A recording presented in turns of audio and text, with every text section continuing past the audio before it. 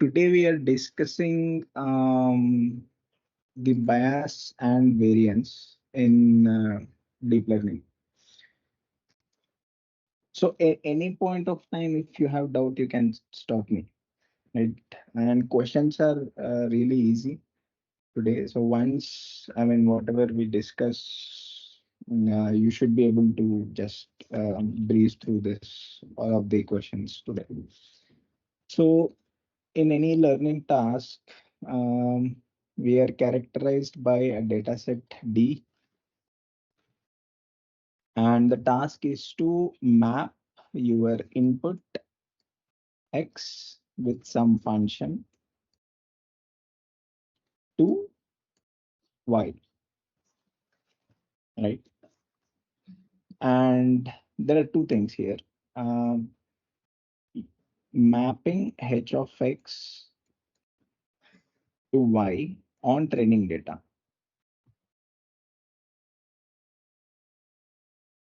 L denotes the loss, right? And this is my training sample XIYI. And what you typically do is you sum over all of your training samples. Say B is the number of samples. Now you minimize this loss.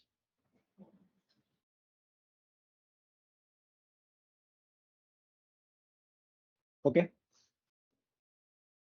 Minimize with respect to what? Theta. Now, what is this theta? And what is this H? H is a function class, which is parameterized by theta. What is function class? Function class is, say, a neural network. So three-layer neural network, two-layer neural network, right?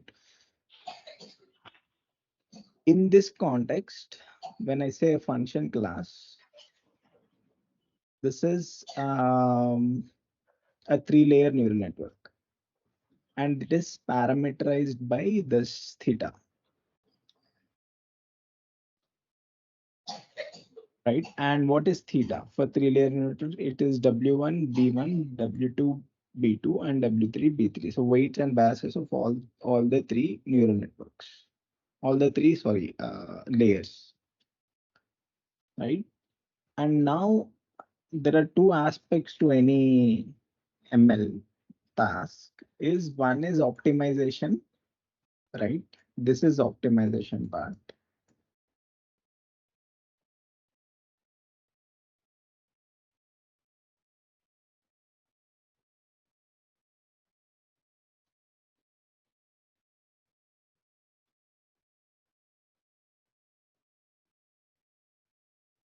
Right? What is optimization, right? You want to fit your data, training data, this is xi, yi, to the model theta. So in this example, it is W1 and B1, W2, B2, W3, B3. How do you do this? You do this by stochastic gradient descent as a popular algorithm. I mean, there are other variants such as Adam, momentum, and all. But for our discussion, let's stick to, say, SGD. Whenever we say optimization, we just use SGD. And there is a second part to this, that is generalization.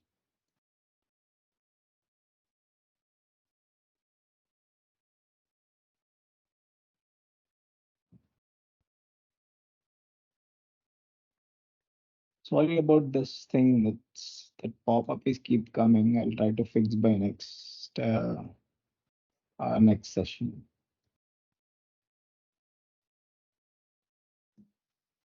Okay. Now, let's say you fix you have a function class theta such that you are not even able to fit your training data, right? That is xi and yi itself is pretty bad. The fit of training data itself is pretty bad. For example, let's say you have a data such as U-shaped data. I mean, this is a parabola, right? But if I give a function class which is of straight lines, right? It can never able to fit this data, right?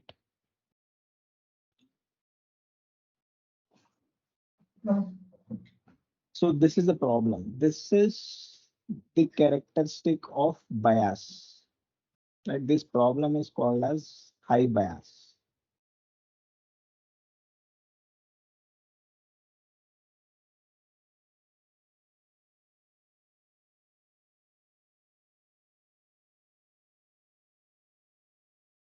Okay. So you can't even optimize your training data with this kind of models, right? This is the model. A straight line is a model, right?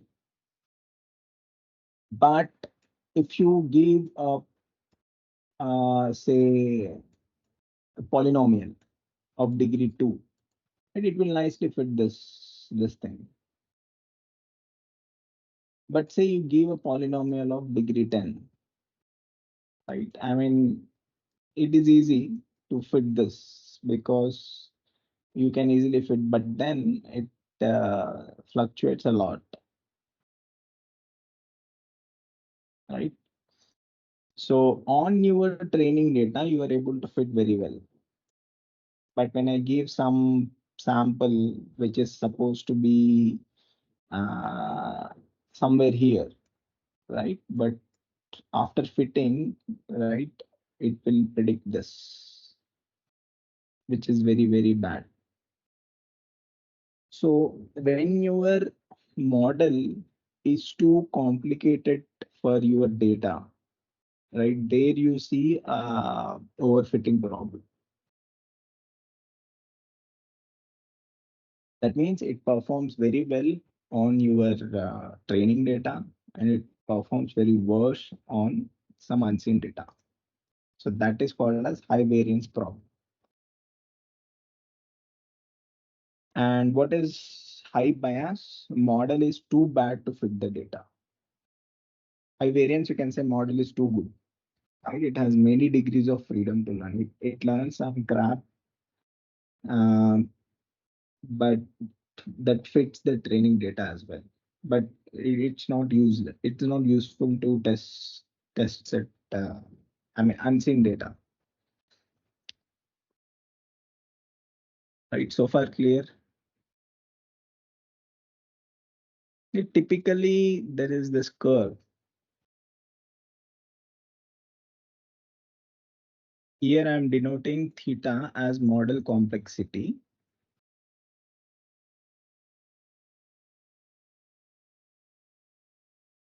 which is a bad notation. Right. This is model MC, model complexity. Because theta is fixed, may denote just fixed set of parameters. And this is your say I'll show, I mean, I'll draw different curves and say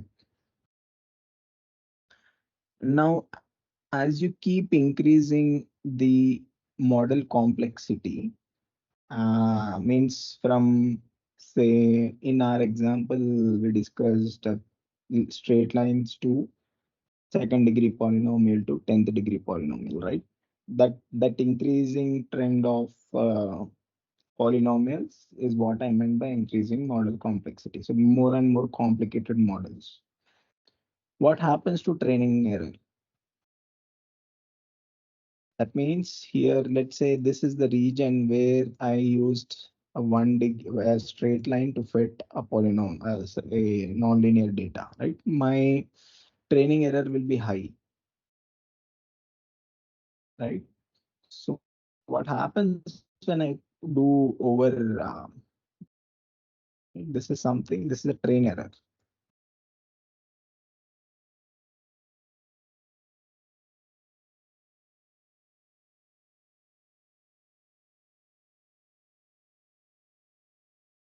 Okay.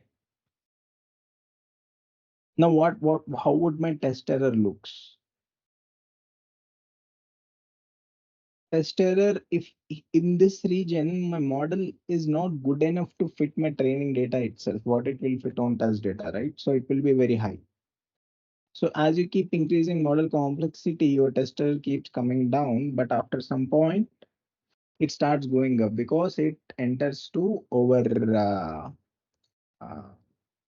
the overfitting regime. Okay.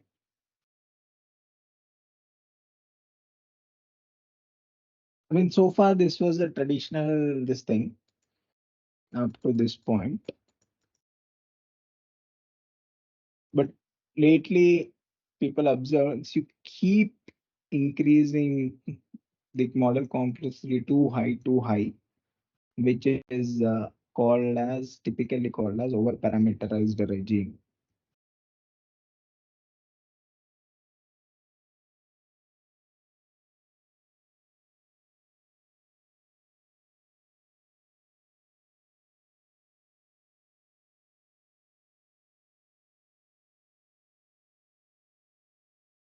Okay, what happens here is very is interesting, right? You start seeing decrease in the trend of test error. A decrease much slower than what you earlier got. So this is the best earlier.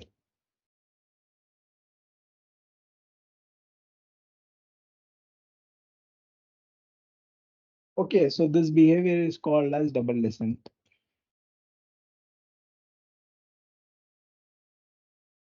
So we'll not discuss much about this thing. You interested people can read online about this double descent in deep learning. Okay. Our questions are also uh, just are here in this part of this uh, in this part of the phenomenon, what training phenomenon. Any questions on this?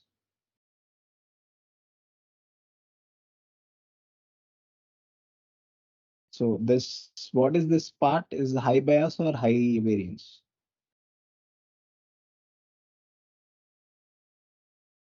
High bias. Very good, high bias. What is this part? High Yeah. variance. What is this regime? This is over parameterized regime.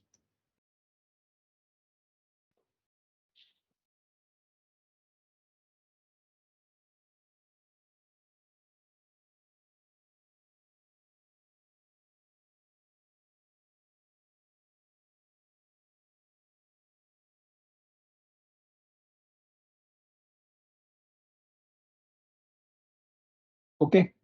Any questions I can we can go over, because I think with this, yeah. So basically, what are the tricks to stop your model at this point of time around this thing, right? One of typically so basically typically low bias. This problem is easy to do it. You train it and you find very high error, then you increase the model complexity and you reduce it, right? Reducing, I mean, typically the dealing with high variance problem is challenging. So typically, what are the tools we use, right? L2 regularization. So L2 regularization is the penalization of your model weights, right? You sum all the, not sum, and you put your all the neural network parameters in one vector and take L2 norm of it and try to minimize it. L2 norm square, to be precise, right? So Why why do not you L1 think is preferred? L1 is also preferred? Okay. It's up Around to, so typically it has some characteristic. L1 tries to give you sparse weights.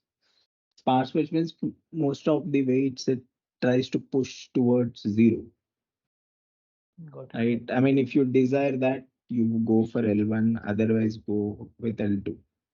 I mean, most commonly choosed is L2, Okay, okay.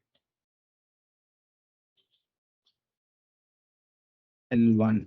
Actually, I think sometime we will, for very simple square laws, we will show that if you guys are interested, why this produces sparse weights. We will prove it if you want. We can Okay, show okay. that.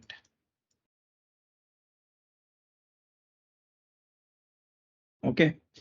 So intuitively, any idea why doing this will reduce variance?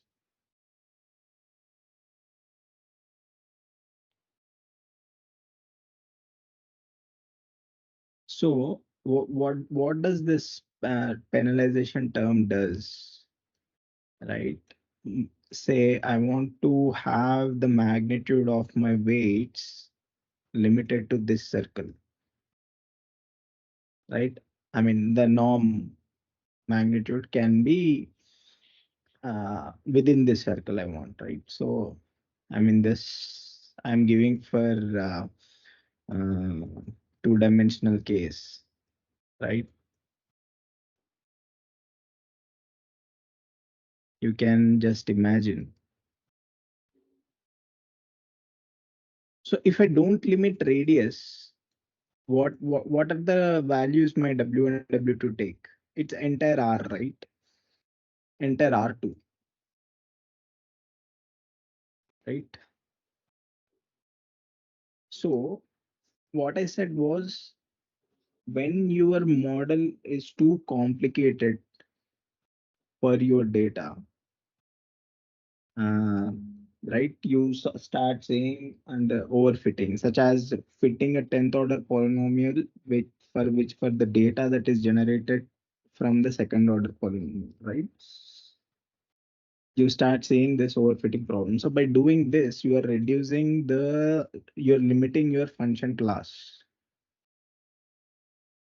right? You are all the possible functions that you can take are this. If I don't limit this, every point in R2 is a valid potential candidate for your optimization. You got it why it is intuitively minimizing the variance.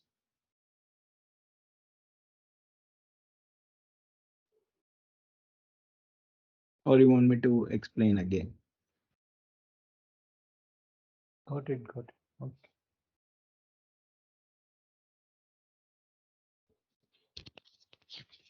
Okay, proceed further. Other. I think that's all I have to say on bias and variance. We will solve problems now. I mean, that should be very fast. Yeah, another techniques. What are the other techniques that you are aware of reducing variance?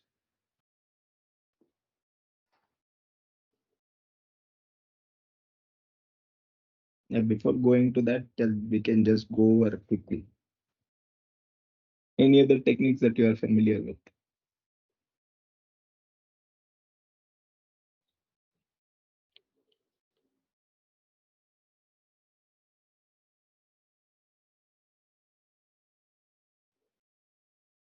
So one way to reduce the variance is to increase the data.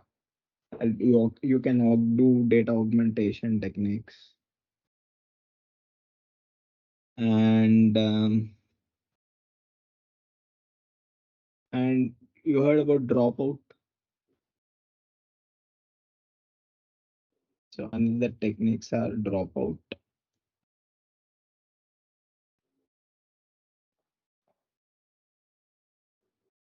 There is something called as bagging also.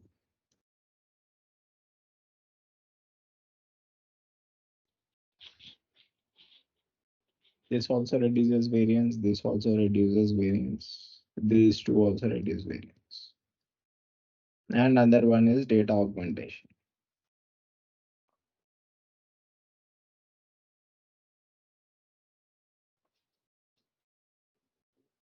Basically increase your training set size. Okay, so let's solve problems. I think you should be able to tell the answers this time. Anyways, they are already here, but yeah, you should be able to understand why is that the case. So which of the following statement is true about bias variance trade-off in DL? All of your options involve learning rate. Does learning rate has any role to play in bias variance trade-off?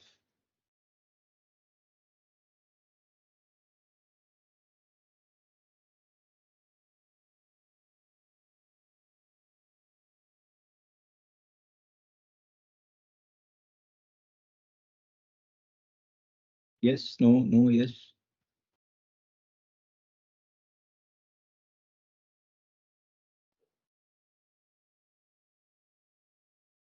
Yes. No, right? Bias. I mean, learning rate has no way impacts your bias and variance trade-off. So the um, so if you are thinking that high learning, a screwed up learning rate will not optimize my function and that gives me high error rate, then that's wrong. So you see high bias despite using the best possible learning rate, right?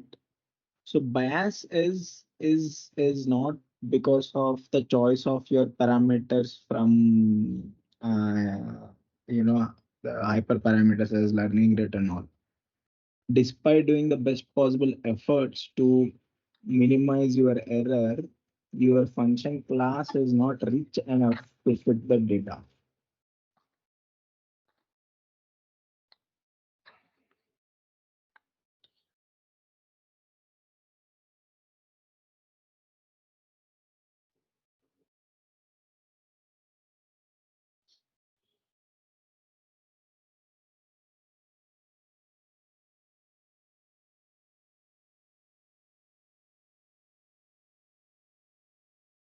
Okay.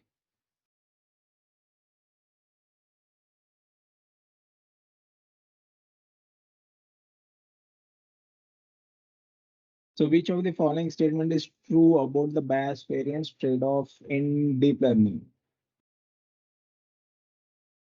So answer is right in front of you, and I think this I think we discussed, right? Increasing the training data set reduces variance.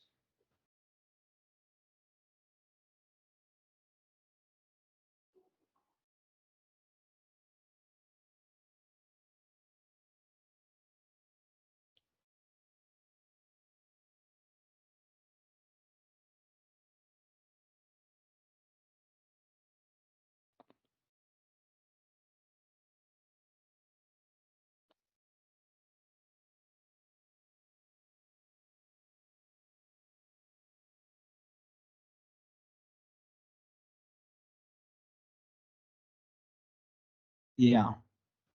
Third question is what is the effect of high bias on models' performance? I mean, what is the symptom if you are suffering from high bias? Right? This also we discussed. Model will underfit the training data.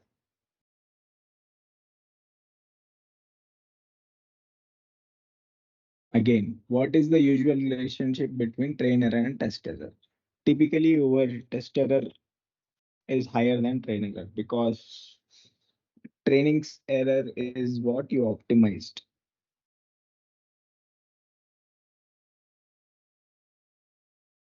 Again, what is overfitting in deep learning? This is also we have seen, right? Does well on training data, poorly on new unseen data. This is same as saying high test error and low train error.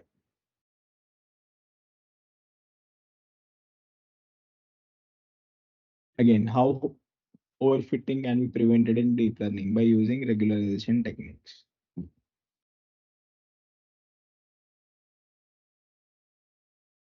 See, the first option, do you really think it is correct? It is exactly opposite.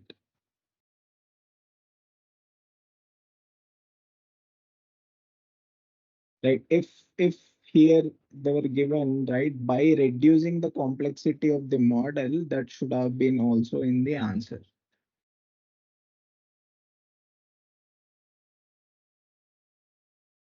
Okay.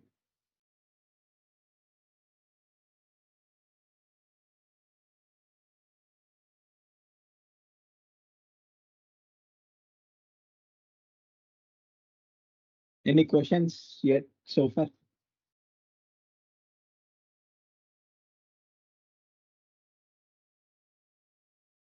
No, yes, yes, no. Okay. Which of the following statement is true about L2? Right? It's just a penalty term on top of your loss functions, which is proportional to the square of the weights.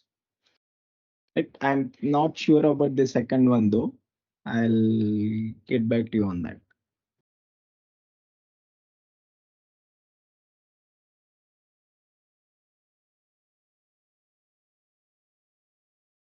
Yeah.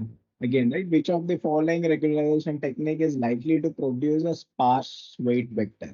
Right? That is L1. See, all of these techniques reduces your variance, right? But L1 is the one that gives you sparse.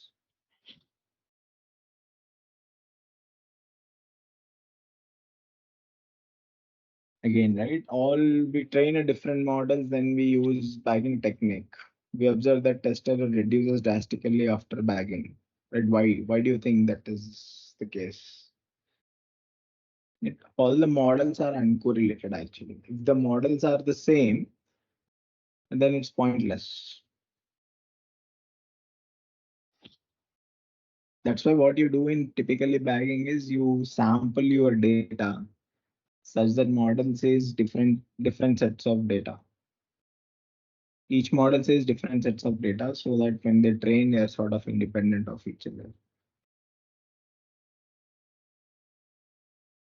And when you average your predictions, it reduces your the overall error.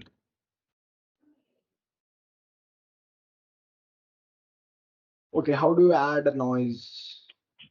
Right, just to add plus or minus doesn't matter because your Gaussian noise is symmetric about zero. So both are correct.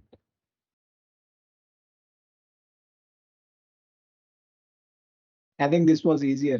I mean, if you have any other questions, we can quickly discuss, or otherwise we'll move to the another week's this thing.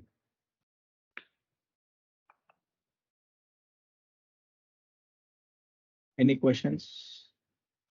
Yeah, in my case, the week 8 is assignment also evaluated. How? I don't know. When I see the progress, Okay. it is showing the progress. What is the score that I got in week 8? And the last date was the 20th of. Okay.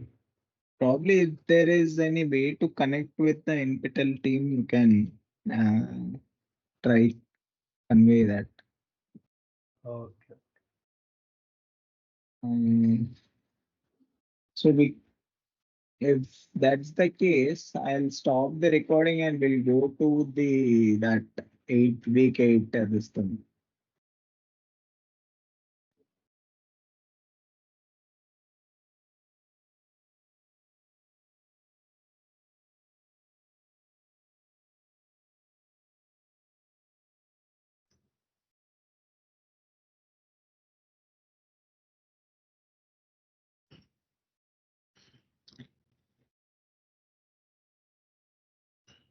In this where uh, in this we will discuss the bias variance trade-off. Suppose HS is obtained by minimizing the loss on some training set S, and we denote and in general, so HS is the model. And for a neural network or any other model, I mean, HS denotes the model parameters. And LD of HS is the error on the distribution. So this is the true test error for the classifier. If we are assuming the classification task, HS can be a classifier. And this quantity LD of HS is sometimes called as a generalization error.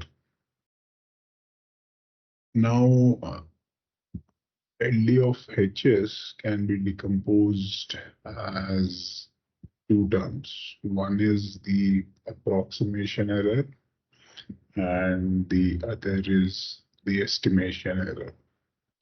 Approximation error is defined as the minimum uh, true error that is on the entire distribution obtained by searching across the entire hypothesis class. So H is the hypothesis class. So for suppose resonate 18s, if we want to limit our architecture H is resonate 18s, so all the possible resonate 18s that can be obtained, it denotes the hypothesis class. Uh,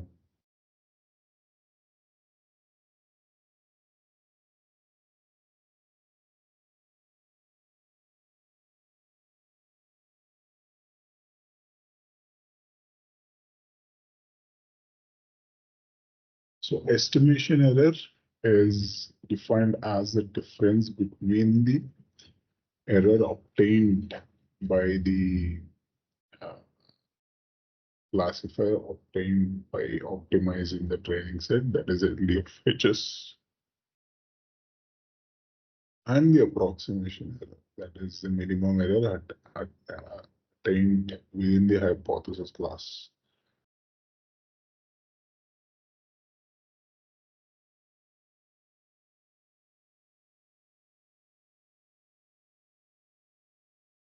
So epsilon est is called as the epsilon uh, suffix app is the approximation error, and that depends on the hypothesis class. The estimation error is the difference between the error attained by HS on the distribution and the approximation error. So this typically arises because we obtain HS by optimizing only some realization of the uh, observed data.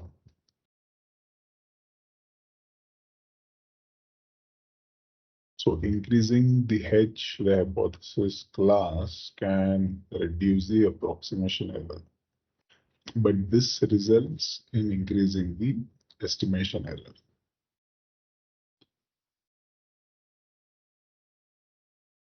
Reducing H reduces the estimation error while increasing the approximation error. So this controls the bias of the model. So if we increase H, it will have low bias.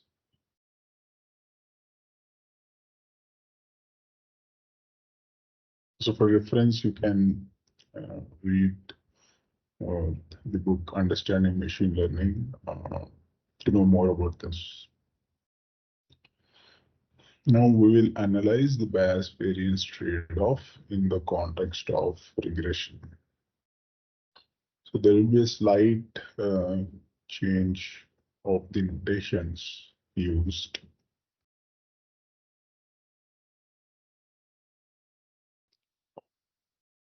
Let y of x comma D is the model obtained by training on the dataset D. And h of x is the optimal function that we can obtain, that one can obtain. So we would like to evaluate what, how close we can get to the best function that one can obtain. So we just take the mean squared error of this.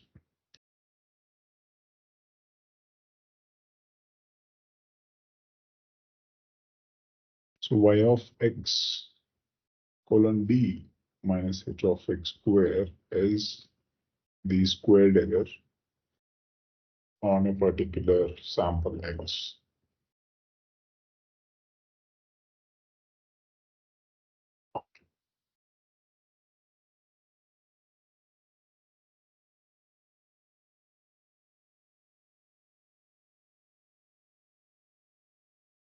So we can add and subtract the expectation of y of x comma d, and then expand the terms. So first term we get y of x comma d minus ed of y of x comma d whole square plus second term square and the cross term. Now we take the expectation on both the sides. So that gives the mean of squared error. So we obtain the expectation of the first term, that is this, and expectation of the second term, which is this one. And if we notice, the expectation here will vanish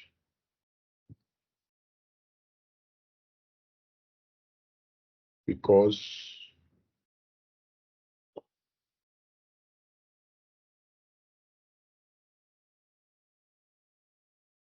we take expectation inside, we get ed of y of x comma d minus ed of y of x comma d. So that vanishes.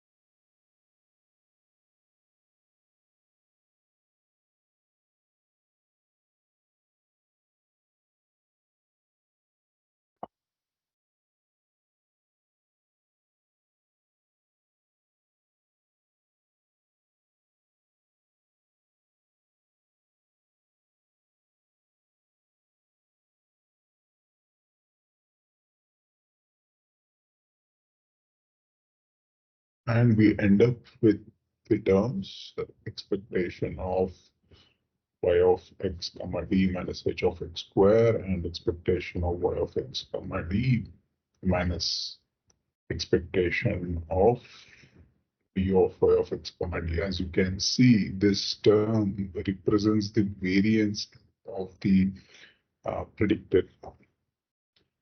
This represents how far we are from the actual hypothesis that one can attain.